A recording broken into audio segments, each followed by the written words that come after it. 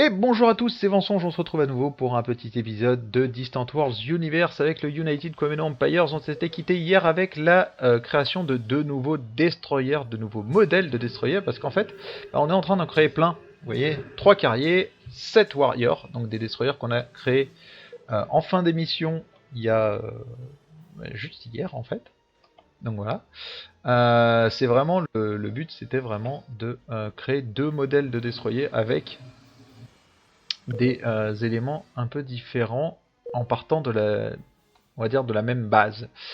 Donc là, ce qu'on veut, c'est pas d'escadre. Du coup, on va mettre. Donc le Grim Marauder, lui, n'a pas d'hyperpropulsion, donc on va pas le prendre dans la flotte. Par contre, ces 4 là, oui. Et on va les assigner à une nouvelle escadre. Donc la deuxième escadre qu'on va renommer la Antique Fleet, parce qu'en fait c'est ça, Antique Fleet. Donc pourquoi Antique Fleet? Tout simplement parce que cette flotte est là vraiment pour accueillir tous les vaisseaux qu'on a et qui sont des vaisseaux qu'on répare en fait, qui sont pas des vaisseaux de notre niveau technologique ou quoi que ce soit. Non, ce sont des vaisseaux qu'on répare, qu'on récupère dans les ruines, etc. C'est vraiment à ça que va servir cette flotte, cette escadre. Alors ça, j'aimerais bien quand même qu'ils se modernisent, ce serait quand même vachement cool, donc on va tous les envoyer se moderniser.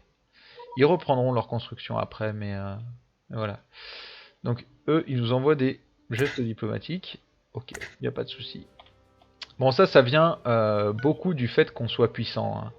Au niveau économie, au niveau population, donc les Free Securan Harmony sont un peu plus élevés, mais en termes de colonies, on en a deux aussi. En valeur stratégique, on est très élevé. En puissance militaire, on fait quand même partie des puissants.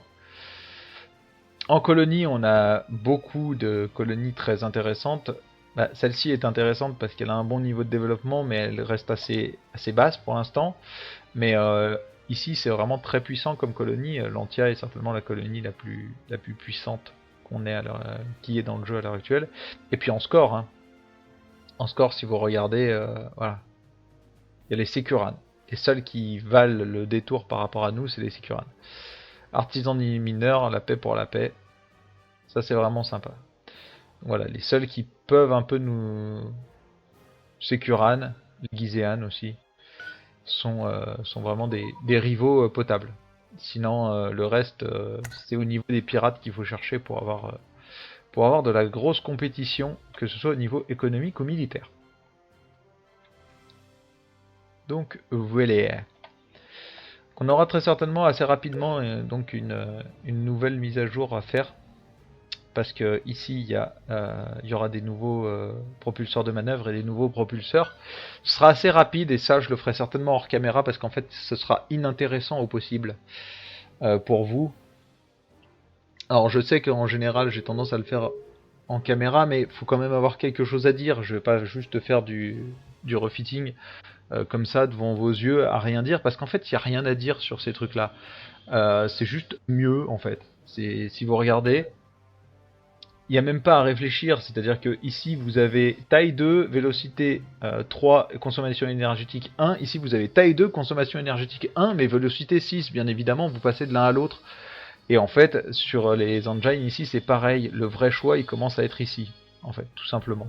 Et pour les propulseurs vectoriels, il n'y a même pas en fait de choix, c'est-à-dire que plus vous avancez, mieux c'est, vous avez qu'un seul choix, si vous n'êtes pas des mortalen. Voilà, je ne vois même pas en fait de quoi, pourquoi il y a à discuter quoi. C'est ici vous le faites, c'est tout. Ici, voilà, ici vous avez vraiment quelque chose, un choix à faire. Là, ça pourrait être intéressant de voir le choix et de passer de l'un à l'autre. Mais parce que les tailles sont différentes. Ici, bon, ici les tailles sont différentes, mais la consommation énergétique reste la même. Et au final, c'est bon, consommation énergétique max augmente, mais bon. Ça augmente tellement votre vitesse, vous en avez besoin. Vous en avez besoin. Donc voilà. Donc, ouais, je le ferai peut-être juste pour les histoires de vitesse, pour qu'on puisse regarder. Mais, mais voilà, je pense pas que ce soit l'épisode hors série le plus intéressant en tout cas. Oh, donc sortie des premiers carriers donc qui sont là. Donc, ce qu'on va faire, c'est qu'on va faire la fleet aussi avec eux. Donc, on va prendre les destroyers. Donc, hop, hop, hop, hop, hop. Ça, c'est tous des trucs. Voilà. Donc, c'est tous ces mecs-là. Donc, il y en a 10, hein, normalement. 10 vaisseaux. Et on va les assigner à la seconde fleet. Qui pour l'instant s'appelle la troisième escadre, mais va s'appeler Second Fleet. Donc la deuxième flotte. Là, on va sélectionner la première flotte. On va lui confirmer qu'il faut patrouiller ici.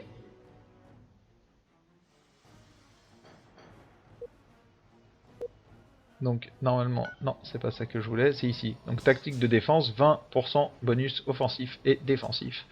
C'est quand même vachement cool, hein, ça comme bonus. Donc voilà, donc ici, ça. Donc la deuxième flotte, elle est ici. Vous voyez. Il y a 36. Donc, alors là, c'est un peu particulier parce que en fait, vous voyez 0 de puissance de feu, ce qui n'est pas forcément vrai. Parce qu'en fait, c'est un peu particulier, mais là, comme vous n'avez pas d'armes, votre puissance de feu est nulle sur ces vaisseaux. Je trouve ça dégueulasse comme principe, mais c'est le cas. C'est-à-dire que effectivement, il vous dit que votre vaisseau a une puissance de feu de 0. Parce qu'en fait, vous n'avez pas d'armement. Mais à côté de ça, vous avez des chasseurs. Donc ça reste une puissance de feu comme une autre. Hein. Voilà. Donc là, la seconde fleet. Donc là, ça y est. Par contre, là, il y a des. Comme vous voyez, il va y avoir des destroyers qui vont sortir. Du coup, voilà, les destroyers warriors ont été assemblés. Du coup, il y en a qui vont ressortir. Non, nous, ce qu'on va faire, c'est qu'on va tout simplement envoyer cette flotte-là patrouiller ici. Voilà, donc la deuxième flotte, donc elle est full en carburant, donc normalement si on regarde, elles ont quand même une grosse portée, hein, moins que les autres, vous voyez qu'elles mènent jusque là, mais c'est largement suffisant pour défendre pour défendre chez nous quoi. Donc ça c'est des scanners à longue portée, donc les scanners à longue portée c'est assez particulier, mais en gros ça vous permet de repérer des flottes ennemies normalement que vous voyez pas. Donc c'est à placer très stratégiquement, mais ça peut être très intéressant. Notamment, ça peut être utile de faire ça avec juste une station que vous dédiez à ça, station de surveille par exemple, donc de surveillance, qui permet donc de voir ce qu'il y a. Ah, c'est marrant, ce truc-là est passé chez nous. Voilà. Ce truc-là vient de passer dans notre zone d'influence, donc c'est très léger, mais ça vient de passer dans notre zone d'influence. Qu'on a ça qui est en train de se barrer à l'autre bout du monde. On le savait déjà, hein, mais voilà. Donc, est-ce que vous êtes tous en train de faire quelque chose? Oui, tout le monde est en train de faire quelque chose, c'est bon. Vous êtes en train de vous moderniser et de rentrer à la maison. Toi, t'es pratiquement réparé. Donc ça me va très très bien. Alors, nos diplomates estiment qu'il serait bon d'envoyer un cadeau. J'approuve totalement. Donc vous voyez que là, les revenus, etc. Ok, tu n'es plus en automatique. Toi non plus.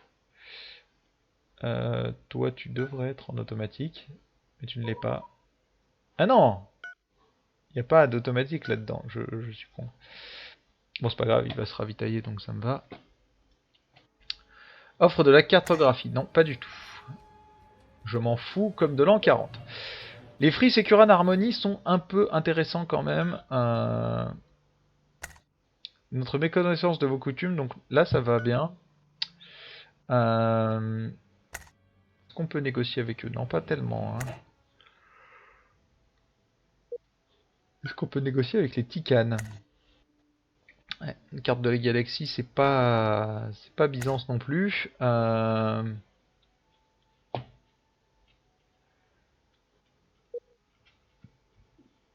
Donc là, il y a beaucoup de gens qui sont prudents ou préoccupés avec nous. On va essayer de consolider quelque chose avec eux. Hein. Donc normalement, si vous vous rappelez bien, dans nos conditions de victoire, il y a effectuer et ayez le moins de traités dans la galaxie. Moins de traités dans la galaxie, pour l'instant, c'est pas gagné. Mais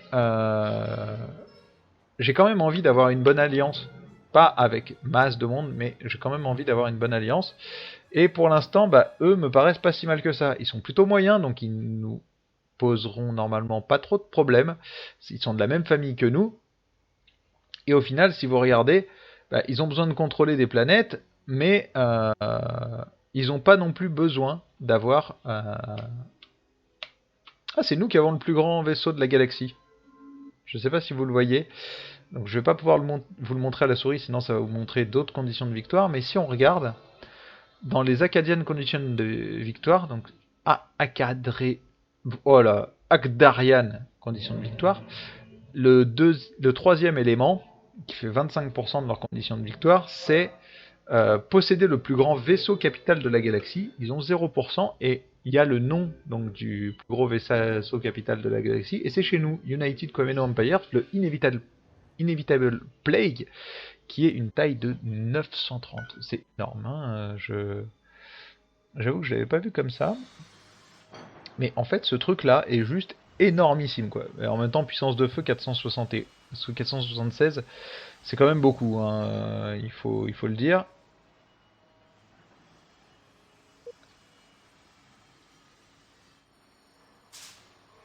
Il faut quand même le dire, hein. Là, ça commence à être de la grosse puissance de feu. Bon après, cette truc-là est pas dégueulasse non plus, hein. 672, sachant qu'il y a 3 vaisseaux au milieu qui sont des vaisseaux carriers. La Lofty Fortress, donc on a investigué les ruines et ils nous disent qu'il y a des choses donc près du système d'Urdmantil en F7. Je suis déjà en train d'envoyer un vaisseau là-bas. Déstresser les mecs, c'est pas le moment. Donc là, ça c'est un vaisseau pirate. Ouf. Ça c'est un cuirassé pirate. Hmm. Ok, donc là, par contre, il nous manque des choses. Qu'est-ce qu'il fait, lui? Lui, à mon avis, il est en train de débarquer des troupes, ce qui va pas du tout, quoi. Ce que j'aime pas, mais alors pas du tout. Bon, après, lui, c'est, il est de chez nous. Ouais, c'est ça. Il est du gang qui nous aime bien et de eux. Donc ils sont amicales, on a des bonnes relations avec eux, donc on va pas l'attaquer pour l'instant. Hop, patrouillez, vous tous. J'aime bien, ça fait des vaisseaux qui sont assez jolis. Investiguer le vaisseau, voilà. Donc, il nous a donné des coordonnées, encore une fois en F7, machin truc. On est déjà en train d'envoyer un vaisseau, les mecs. Déstressés, il est là, il est en route. Faut pas se stresser comme ça. Hein. Donc, découverte critique, donc là, ça va être fini en 2-2, hein, c'est n'importe quoi. Donc, par contre, il y a des choses à faire. Il y a des choses à faire. Donc, critique pour l'Empire, il n'y a rien. Donc, on va regarder en termes de distance. Qu'est-ce qui pourrait être intéressant à récupérer pas trop loin de chez nous? Ça, donc ça, on a déjà un ordre qui est donné dessus. Ça, c'est de l'hydrogène, donc ça peut être très intéressant, bien évidemment. Donc, ordonner la construction de quelque chose ici. En termes de sources, qu'est-ce qui peut nous manquer? Donc, qu'est-ce qu'on n'a pas beaucoup de sources? De la fibre de carbone, krypton, cristal de dilithium. Donc, est-ce qu'on a de la fibre de carbone quelque part? Est-ce qu'on connaît des emplacements de fibre de carbone? Oui, mais ça c'est beaucoup trop loin. Cristal de dilithium. Oui, ça c'est mieux déjà. Donc on va faire un truc là-bas. Même si c'est une planète qu'on va coloniser, pas grave. Le krypton. C'est de la kryptonite. Donc voilà, donc là on va faire ici, qu'est-ce qu'il y a? 31% de krypton, 58%, 62%. On va envoyer ici. 46%, 65%, 33 mais 91%, ça pourrait être pas mal quand même. On va envoyer ici. Ici il y a de l'hydrogène mais ça commence à être un peu loin là. Ça commence à être un peu loin, donc on va peut-être aller chercher celui-là, là, à 58%, c'est pas si mal que ça. Voilà, donc on va prendre un peu de krypton. On aurait peut-être besoin d'argon, un peu, ce qui pourrait être pas mal, ce serait de regarder les stocks surtout en fait. Iridium. Iridium pourrait être pas mal aussi, de récupérer une bonne source d'iridium, 32%, 32%. On va regarder dans les... Hop, si on classe par pourcentage, est-ce qu'il y en a un pas trop loin? Là, il est un peu loin. Lui paraît pas mal. 77% avec de l'acier. Ouais. Ok, ici, et on va mettre un petit coup. Ouais, là, il est pas mal. Voilà. On a donné pas mal d'ordre, donc là, il y a pas mal de choses à construire. Ok, donc lui, il se fait encore agresser par une ardiluse. Les ardiluses, c'est un peu chiant parce qu'en fait, ça se TP avec vous. Donc voilà. Ça, c'est un peu relou. Ok, ici, il y a quand même plein de pirates. Ça, c'est forteresse pirate, base pirate. Ça, c'est ce qui me fait peur ici. Ce serait chiant qu'il y ait une forteresse pirate qui se cale ici. Mais bon, je pense pas, très sincèrement. Je pense qu'il est juste venu déposer un peu des troupes ici. Ok, donc toi, c'est fini. Bah du coup, bah tu vas... Ouais, tu vas réparer celui-là. Donc toi, par contre, intégrer l'escadre la plus proche. Non, on va juste te faire intégrer l'escadre. Alors déjà, tu vas rentrer à la maison. Nos ingénieurs ont mené la recherche à bien. Oh, ok, pas de souci. Donc tu vas rentrer à la maison, tu vas rentrer ici. Et on te fera intégrer la bonne escadre, la Antique Fleet après. Les grandes archives de Voltaire Johnsons. Investiguer les ruines. Donc, elles indiquent qu'il y a fort longtemps, les Kiadians ont lutté contre une colossale force d'envahisseurs inconnus venus d'une autre galaxie. L'Empire Kiadian est un membre important d'une alliance qui a lutté contre ces envahisseurs malfaisants. L'issue de cette guerre épique n'est pas mentionnée. La découverte de ce passé épique et historique va augmenter la satisfaction de la population dans tous les empires de la race Kiadian. Voilà. Bon, sauf que ça nous intéresse pas. On n'est pas des Kiadian. Offre d'échange cartographique, échange du territoire, nous acceptons volontiers. Faire évoluer nos rapports, pacte de défense mutuelle, voilà, ça les intéresse pas pour l'instant. On va essayer de voir si eux ont des stamines explorées, on s'en fout, nous ce qu'on veut c'est des gens. Relation avec une autre faction, le Xyrus Realm. Ah oui, c'est les petites merdouilles là. Eux c'est des gens, ils vivent pour se reproduire en fait. Kirun Alliance. Kirun Alliance, Kirun Alliance, Kirun Alliance. Ok, donc c'est eux. Eux, donc des Wekarus.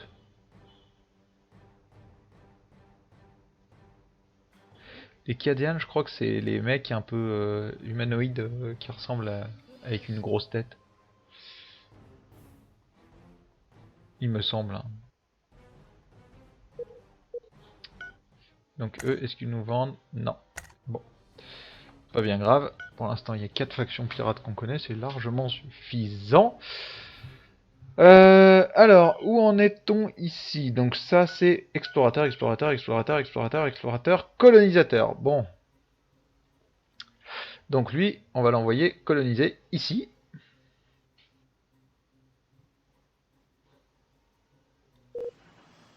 Mais attends, mais t'es fini de construire, toi?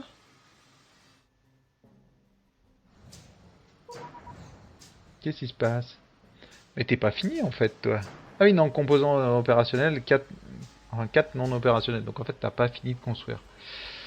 Ok, mais ça va venir. Il est bientôt fini. Donc on l'enverra coloniser ici, et donc on va faire une deuxième colonie.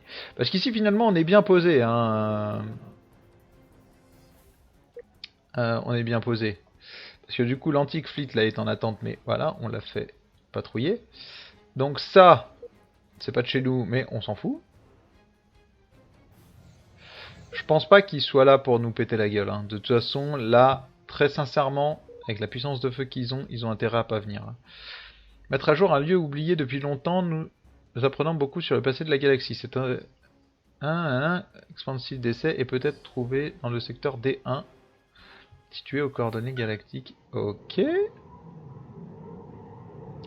Ouh, alors attendez. Parce que là, c'est quand même intéressant, ça. On va prendre lui, tout à fait. Et on va l'envoyer ici. Alors ça, je sais pas ce qu'il y a dedans, mais ça m'intéresse beaucoup, hein, bien évidemment.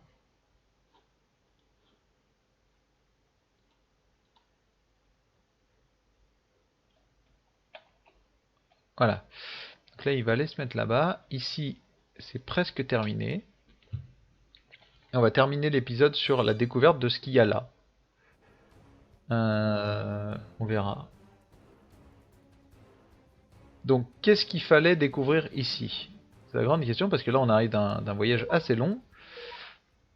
Base abandonnée. Nous avons découvert une épave, base stellaire dérivant. Doit-on l'investiguer? Oui, investiguons la base. Nous avons étudié le vaisseau abandonné, un message de l'ordinateur, rapport secret de l'axe chaque tour. Donc, nos efforts continus visant à diviser les pitoyables peuples arriérés de cette galaxie rencontrent un franc succès. Nous avons maintenant infiltré chacun des empires et nous travaillons à saboter progressivement leurs fragiles alliances. Le désormais révolu pacte d'unité Karatour a implosé grâce à nos subtiles manœuvres. C'est notre récente accusation à l'encontre de la République Goltak comme instigatrice du génocide à Volindra 7 qui en est responsable. Les observés se perdent en dénégations ébahies était risible. Cependant, la création récente de l'Alliance pour la Liberté constitue un échec notable dans nos projets de torpillage diplomatique. Cette nouvelle alliance constitue une grave menace pour nos objectifs.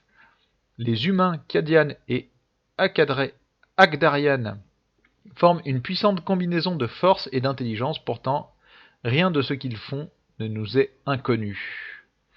Quand nous débuterons l'exécution de notre attaque révélant tous nos secrets, plus rien ne sera en mesure de nous arrêter. La base semble en état de fonctionnement, nous l'avons arraisonnée avant d'en prendre le contrôle. Donc on a pris le contrôle de cette base, je pense pas qu'on la conserve. Il y a une bonne puissance de feu, etc. Mais je vois pas trop l'intérêt qu'on pourrait avoir d'une base ici. C'est une station de collecte d'informations. Donc ce qu'on va regarder, c'est déjà de savoir ce qu'il y a dedans. Donc il y a des lances à photons. Ok, très bien. Au niveau des composants, donc centre de commande, une baie d'amarrage, une seule. Ouais, ça me semble un peu léger quand même. Baie de stockage, non, matrice de proximité, ok, donc système de ciblage, scanner à longue portée, donc vous voyez, c'est ces fameux scanners dont je vous parlais qui permettent de détecter des vaisseaux, bouclier de caste à l'assaut, module de furtivité. Ça, j'ai encore jamais utilisé, mais ça peut être sympa. Réacteur à fusion, ouais, c'est. Je suis pas sûr qu'elle nous coûte très cher à maintenir. L'avantage, c'est que vous voyez, bah voilà, par exemple, là, on sait qu'ici, il y a des vaisseaux. On sait qu'ils appartiennent donc au Boscar Corsair. Donc du coup, on sait qu'il y a des vaisseaux grâce au capteur à longue portée. Intéressant. Donc voilà, donc bien évidemment, lui, on va le faire rentrer à la maison. Hein. On va l'envoyer, je sais pas moi, ici par exemple. Donc voilà. Bref, du coup c'était assez intéressant, donc il nous restera ici donc une Coloncia Expense site d'essai. Donc on sait pas trop ce qu'il y a là-dedans, on le découvrira dans un prochain épisode. En attendant, je vous remercie d'avoir suivi ce nouvel épisode de Distant Wars Universe avec le United Quemeno Empires. On se retrouve dès demain pour la suite de nos aventures. En attendant, passez une très bonne journée et à demain. Ciao ciao.